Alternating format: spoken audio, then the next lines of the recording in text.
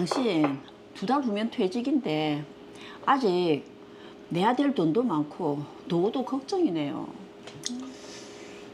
그 퇴직금으로 그 상가 건물 하나 마련하면 어떻겠노? 건물을요? 크진 않아도 골목에 보면은 작은 상가들 많이 있는 오래된 건물 있잖아. 월세를 받아서 그 노후 자금으로 써도 나쁘지 않을 것 같은데. 그런 건물이 있을라나? 찾아봐야지. 그래, 이쪽이 아직.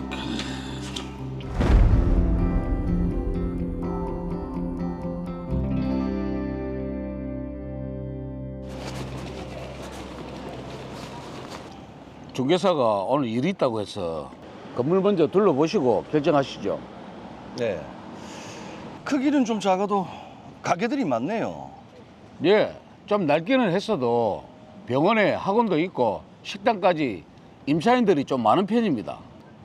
근데 왜 건물을 파시려고? 딸이 LA 사는데 저희가 이번에 그쪽으로 들어가게 됐어요. 아, 예. 이 건물 가지고 월세 수익만 잘 받아도 노후 대비는 걱정 안 하셔도 됩니다. 그렇겠네요. 근데 그 세입자들은 월세를 잘 내는 편입니까? 대부분 성실하게 월세를 내는데 2층 월세가 제일 큰데 손님도 많고 해서 걱정할 일 없을 겁니다.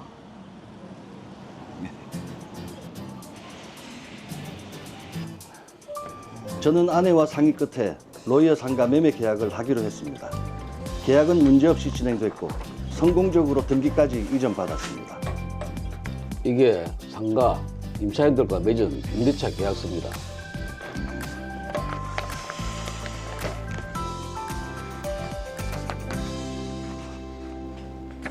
꼼꼼하게 잘 챙겨주셨네요. 그런데 말이죠. 사실 임차인들이 월세를 다들 잘 내지만 유독 1층 식당이 월세를 자주 밀려요.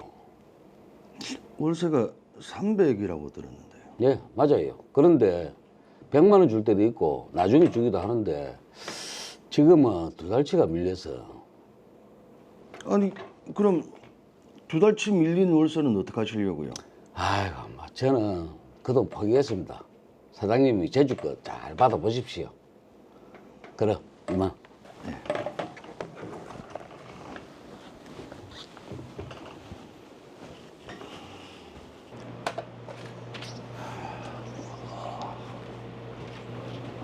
안녕하십니까. 제가 이번에 이 건물을 인수하게 돼서 인사차 왔습니다. 건물주 바뀐다고는 들었는데 잘 부탁드립니다. 계약은 기존대로 유지가 될 겁니다. 그리고 가게 운영하시면서 건물에 무슨 문제가 생기면 언제든지 연락 주십시오. 예, 알겠습니다. 근데 이전 건물주한테 들어보니까 월세가 2달치가 밀렸다고 하던데. 그 장사가 안 돼서 조금만 기다려 주시면 금방 해결할 겁니다. 예전에도 저희가 가끔 월세를 밀리긴 했어도 빠뜨린 적은 없습니다. 부탁 좀 드릴게요. 뭐 일단 알겠습니다. 가게가 아주 이쁘게 잘 돼 있네요. 예. 매달 월세가 꼬박꼬박 잘 들어오네요. 그 호실별로 밀린 거 없는지 잘 살펴보고. 102호가 식당이라고 했죠. 여기는 매번 월세가 늦네요. 월세를 나눠서 줄 때도 많고요. 야, 거기가 완전 상습이네. 그때 그 건물주가 얘기한 게 이거였구나. 여보, 그게 무슨? 지금 얼마나 밀렸노? 2달치 밀렸네요. 그래? 네.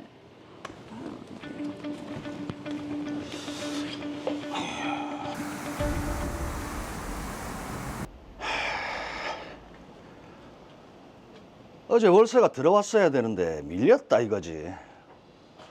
벌써 1,000만 원인데 어휴, 이대로는 안 되지. 꽤 밀렸네요. 아니 102호 사장님, 월세가 밀리는 것도 한두 번이지. 이거 너무하시는 거 아닙니까? 자그마치 1,000만 원에 그전 임대인한테도 600만 원이나 밀렸잖아요. 요즘 장사가 힘들어서 아니 식당에 손님이 이렇게나 많은데 그걸 변명이라고 하십니까? 장사가 잘 돼도 직원들 인건비며 세금이며 뭐 들어가는 게 좀 많은 줄 압니까? 아이 그리고 전 건물주한테는 밀린 월세 600만 원은 제가 따로 갚겠습니다. 아 사장님한테는 나머지 1000만 원만 주면 되는 거 아닙니까? 사장님 참 뻔뻔하시네. 그 전 건물주가 월세를 못 받아서 지쳤다면서 밀린 차임 저보고 다 받으라고 했습니다. 그러니까 그 전 건물주한테 밀린 600만 원까지 1600만 원 오늘 당장 입금하세요. 안 그러면은 내 오늘 여기서 한 발짝도 안 움직일 겁니다. 뭐라고요? 사장님 이거 건물주 행보인 거 아시죠? 자꾸 이렇게 버티시면 저 경찰 부를 겁니다. 아 나가세요 어서.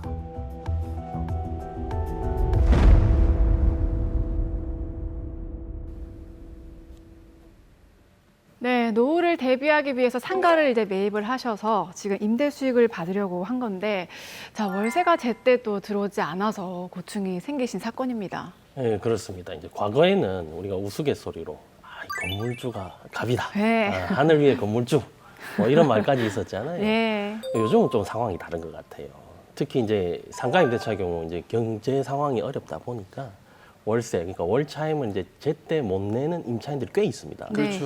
그렇다 보니까 실제로 요즘 그 임대인들의 고민이 참 많다고 해요. 자, 어쨌거나 지금 민규영 씨가 밀린 월세가 1000만 원이 넘는데 이게 좀 소송을 하는 게 나을까요? 물론 이제 임대인은 그 임차인을 상대로 이제 연체된 차임을 달라고 청구할 수 있습니다. 하지만 이제 임대차 계약이라는 게 어떻습니까? 이게 최소 이게 짧게는 한 1, 2년, 네. 길게는 5년에서 10년 가까이 이렇게 장기간 유지되잖아요. 그래서 서로 간에 이런 신뢰관계가 요구되는 계약이거든요. 드라마에서 보면 이미 이 김경남 씨의 인내심은 한계에 이르는 걸로 보입니다.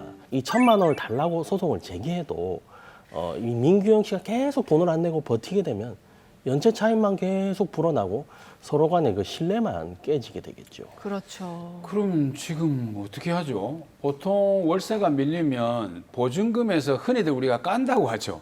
공제를 그렇게 하는데 그런 방법은 안 됩니까? 당연히 그 방법 사용할 수 있겠죠. 하지만 이제 보증금에서 이 공제되는 월 차임은 이제 좀 한계가 있거든요. 제가 조사해 보니까 이게 드라마에서 보증금은 2천만 원, 월 차임은 300만 원이었습니다. 네. 이 보증금이 좀 적은 대신에 월세가 높은 구조였던 것이죠.